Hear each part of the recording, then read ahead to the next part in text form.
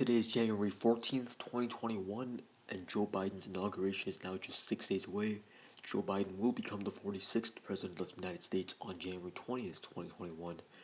Despite the fact that Donald Trump only has 6 days left in office, the House of Representatives just yesterday voted to impeach Donald Trump in a vote of 232 to 197. 232 members voting yes on impeachment, 197 members voting no on impeachment, and 4 members of the House just did not vote at all. So Trump got impeached by the House, but that doesn't mean he actually gets kicked out of office.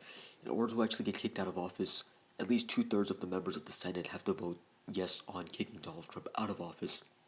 Now, I talked about yesterday how I don't think that the Senate will actually come through with kicking Trump out of office. I don't think that 67 senators will actually vote yes on kicking Trump out of office.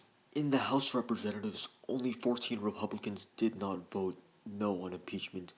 10 of these 14 voted yes on impeachment, and the other 4 did not vote at all. All 4 of the members that did not vote on impeachment, they were all Republicans. So most of the Republicans in the House, the overwhelming majority of House Republicans did vote to not impeach Donald Trump.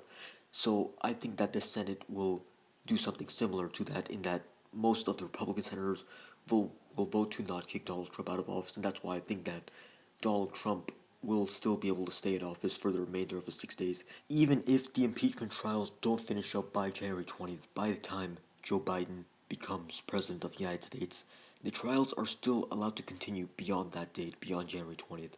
So it's possible that the impeachment trials go on while Joe Biden is president and after Donald Trump has already left office.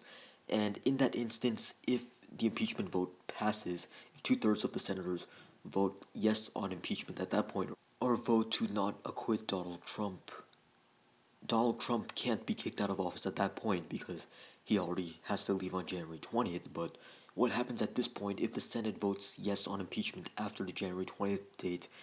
Donald Trump doesn't get kicked out of office. That happens on January 20th. But what happens instead is that Donald Trump loses the benefits that former presidents normally get, like Bill Clinton, George W. Bush, Barack Obama, and Jimmy Carter. The benefits that they have, Donald Trump would not get these same benefits if the Senate did not vote to acquit him, if the Senate voted to convict him.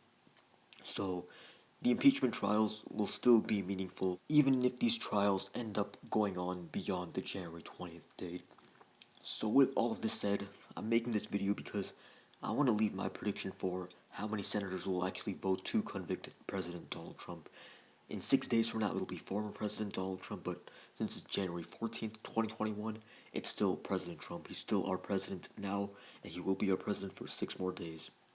Unless he somehow gets convicted before then, which I don't think is going to happen. I think the most likely scenario is that impeachment continues.